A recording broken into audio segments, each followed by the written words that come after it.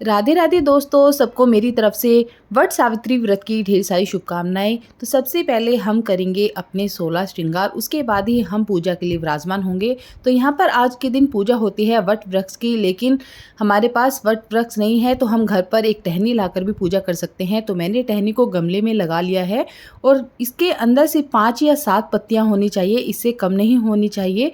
आप वैसे तो पूजा वृक्ष की ही होती है, लेकिन हमारे पास वृक्ष नहीं है, हम सिर्फ टहनी से ही पूजा करेंगे। तो यहाँ पर ये मैं साधारण विधि से आज आप सबको बताने वाली हूँ कि हम सिंपल तरीके से घर पे ही कैसे पूजा कर सकते हैं। तो सबसे पहले मैंने लगाई है यहाँ पर चौकी, जिसके ऊपर मैंने अपने वट वृक्ष को रख दिया है और यहाँ पे रखूँगी मैं एक पत्ता और इसके ऊपर मैं विराजमान करने वाली हूँ गणपति जी को। गणपति जी आप गमले में से ही थोड़ी सी मिट्टी निकाल कर उनका स्वरूप बनाकर रख सकते हैं। तो मैंने भी ऐसे ही किया है, बिल्कुल सिंपल तरीका है, आसानी से आप घर पे रहकर पूजा कर सकते हैं। और यहाँ पर अब हम करेंगे कलश की स्थापना। तो मैंने थोड़े से चावल रख दिए हैं, इसके बाद हम रखेंगे अपने कलश को। कलश में हमें भर लेना है पानी और फिर उसके ऊपर हम बनाएंगे स्वास्तिक। ये जो पूजा है ये अपने पति की लंबी आयु के लिए है, क्योंकि सावित्री ने भी यमराज से लड़कर वट वृक्ष की पूजा कर कर अपने पति के प्राणों को वापस लेकर आई थी। तभी से ही ये प्रथा चली आ रही है कि सभी सुहागन अपने पति की लंबी आयु के लिए व्रत रखती हैं। तो यहाँ पर अब मैं बनाने वाली हूँ कलश के ऊपर स्वास्तिक। तो यहाँ पर मैंने ले लिए हैं थोड़े से अशोक के पत्ते। अगर आपके पास आम के पत्ते नहीं हैं तो आप अशोक के पत्ते भी ले सकते हैं, क्योंकि मुझे भी आम के पत्ते कहीं अवेलेबल नहीं हुए थे तो मैंने यहाँ पर अशोक के पत्ते ले लिए हैं। तो ये हमें लेने हैं 5 या 7। तो मैंने यहाँ पर 5 पत्ते ले लिए हैं। इसके बाद हम कलश में इनको लगाएंगे और उसके अंदर हम डालेंगे थोड़ी सी चावल और एक डालेंगे कॉइन यानी कि सिक्का। सिक्का 1 का भी हो सकता है, 2 रुपये का भी हो सकता है, कोई भी सिक्का आप इसके अंदर डालें और ये पत्ते आप लगा लें। इसके बाद हम एक प्लेट लेंगे, प्लेट में थोड़े से चावल लेंगे जो कि हम इसके ऊपर रखने वाले हैं। और यहाँ पर अब मेरी पूजा शुरू हो जाएगी, गणपति जी की पूजा हम करेंगे। और यहाँ पे मैंने ले लिया है अपना कलश, जो कि मेरा दूसरा कलश था जल भरा हुआ, इससे हम पूजा करेंगे। तो मैंने वट वृक्ष में जल दिया है और गणपति जी को भी स्नान कराया है। इसके बाद हम लगाएंगे हल्दी का टीका। तो मैंने वट वृक्ष को भी लगा दिया, जितने भी हमारे उसमें पत्ते होते हैं 5 या 7, हमें सभी को ही टीका लगाना है और गणपति जी को भी टीका लगाना है। इसके बाद मैं सिंदूर का टीका लगाऊंगी, क्योंकि सुहागन हूँ तो सिंदूर तो ज़रूर चाहिए। तो मैंने सिंदूर का टीका भी लगाया है, अपने कलश को लगाया है, गणपति जी को लगाया है और अपने वट वृक्ष को भी लगाया है। इसके बाद हम यहाँ पर कलावा लेंगे, जिसका हम बनाएंगे जनेऊ, जो कि हम गणपति जी को पहनाने वाले हैं। तो यहाँ पर हम इसी से ही छोटा सा एक जनेऊ बनाएंगे और गणपति जी को वस्त्र धारण कराएंगे। और यहाँ पुष्प भी हमें अर्पित करने हैं, पुष्प तो ज़रूर ही होने चाहिए पूजा में।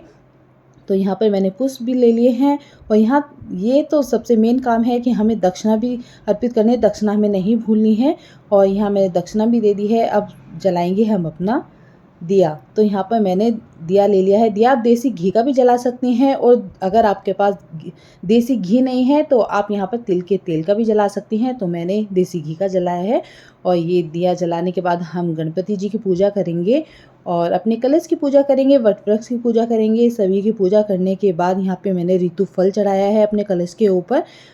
यहाँ पे मैं लूँगी कच्चा सूत, जिसे कि हम वट वृक्ष पे परिक्रमा करने वाले हैं। तो यहाँ पर हम वट वृक्ष की परिक्रमा तो नहीं कर रहे हैं, लेकिन हमें अपने मन में सोचना है कि जैसे कि हम परिक्रमा ही कर रहे हैं, ये हमें 7 बार करना है। और जो भी हमारा बचा हुआ कच्चा सूत है, इसे हमें बीच में नहीं तोड़ना है, वहीं पर ही इकट्ठा करके रख देना है। मिष्ठान में मैंने बनाए हैं यहाँ पर गुलगुले यानी कि पूड़े। अगर आपके पास ये नहीं है तो आप पतासे भी ले सकते हैं।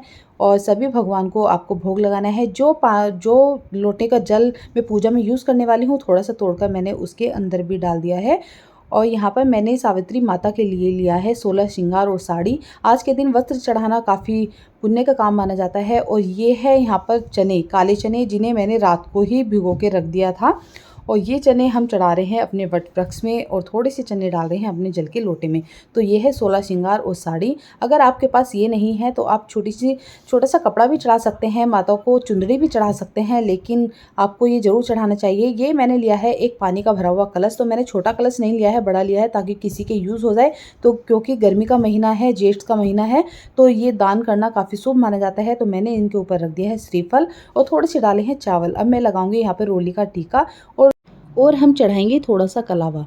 इसके बाद हम लेंगे हाथ वाला पंखा और वट वृक्ष की करेंगे थोड़ी सी हम पंखे से सेवा, और ये पंखा हम पीछे की तरफ लगा देंगे।